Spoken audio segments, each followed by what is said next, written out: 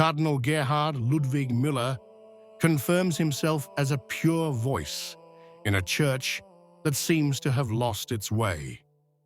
His words cut through the silence and remind us that faith is not negotiated nor adapted, but preserved. It is the voice that many don't want to hear, but that everyone, today more than ever, has the duty to listen to. In an age when faith seems to be diluted in slogans and ideologies, the figure of Cardinal Gerhard Ludwig Müller emerges as a voice against the current, a presence that calls the Church back to its most authentic roots.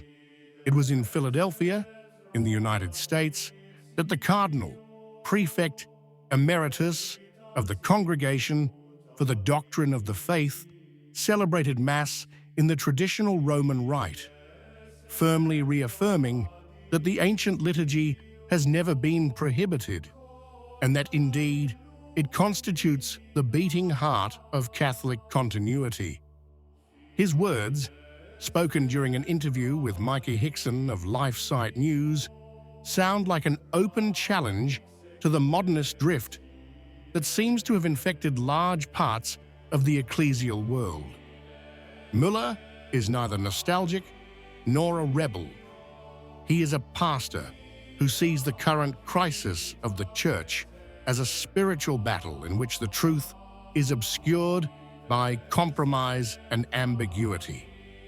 At a time when the German bishops are more concerned with political consensus than with the salvation of souls, he puts Christ, the incarnate Logos, back at the center and courageously denounces the transformation of Catholicism into an ideological laboratory. Hers is a voice that seeks not applause, but conversion, recalling that the Church is not one of many religions in dialogue with the world. It is the bride of Christ, called to guard the truth, even when the world rejects it. For Cardinal Müller, modernism is nothing more than an ancient heresy disguised as progress. There is nothing authentically modern about it, but it revives the ancient Gnostic illusions that claimed to replace revealed truth with secret and self-referential knowledge. It's the same old temptation to believe that man can save himself alone, perhaps through technology, science, or a vague humanitarianism without Christ. At a time when there is talk of ecological and synodal conversion, Müller calls everyone to a much more radical conversion, one of the heart, one that recognizes sin and asks for forgiveness before God, not before public opinion. His language is clear without compromise. No technology will ever be able to solve a moral problem because evil cannot be eradicated with material tools, but with grace. The current crisis is not a question of renewal, but of faith.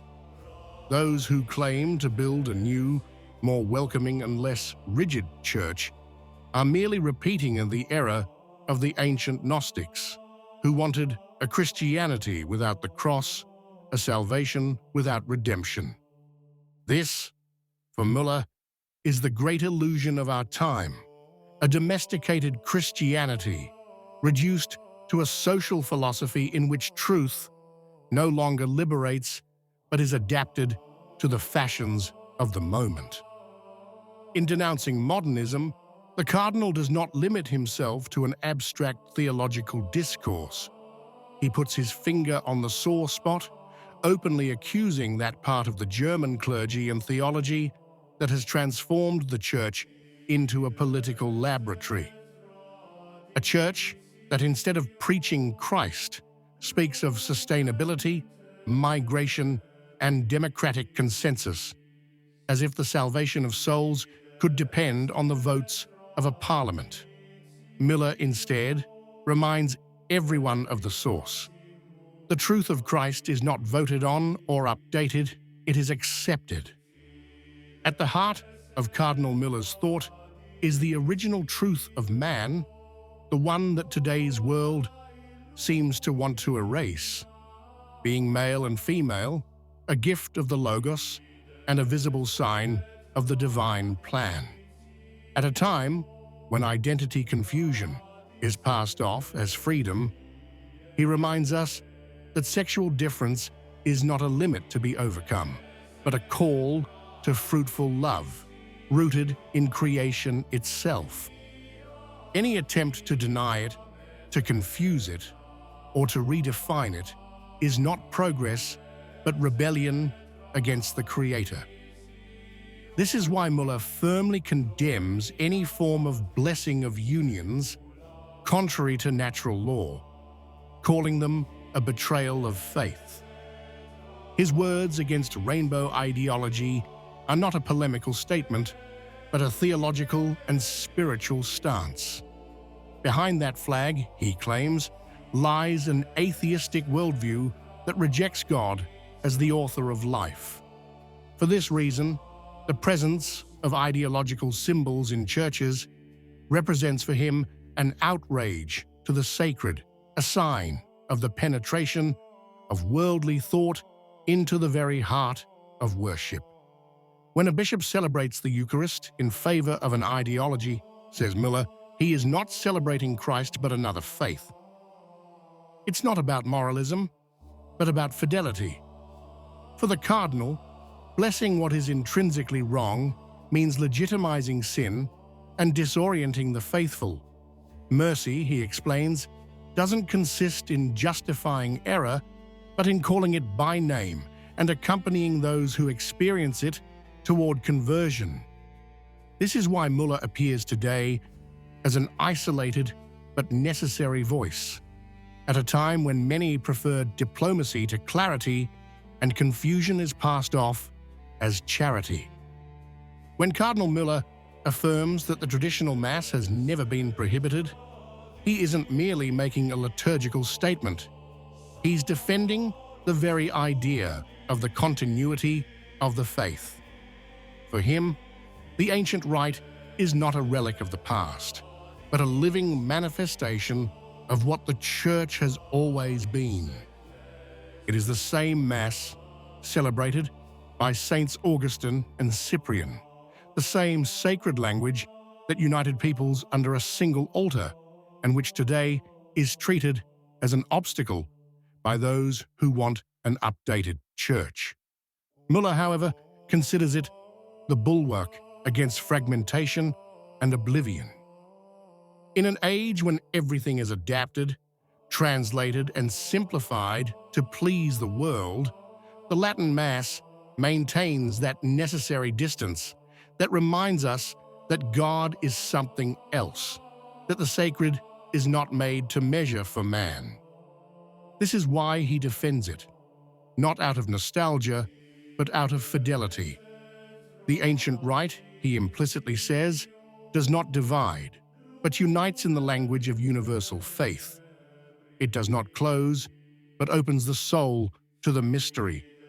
And in reaffirming it, Müller touches a raw nerve. Hatred of tradition is not liturgical, but theological, because whoever rejects tradition rejects the memory of the Church, and whoever rejects memory erases identity.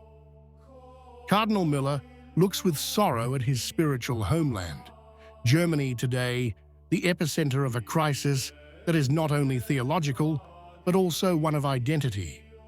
The German Bishops' Conference, dominated by progressive and socio-political thinking, appears to him as a laboratory where a new civil religion is being experimented with, closer to the world's ideological agendas than to the gospel of Christ.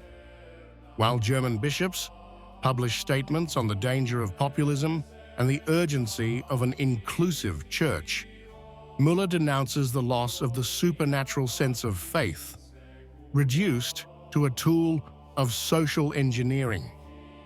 Ultimately, Cardinal Müller remains one of the few clear voices in a time of confusion. His strength comes not from ideology, but from fidelity to Christ, truth made flesh. In a world that wants to rewrite the gospel, to adapt it to fashion. He reminds us that it is not we who possess the truth, but the truth, that is Christ himself, that possesses us.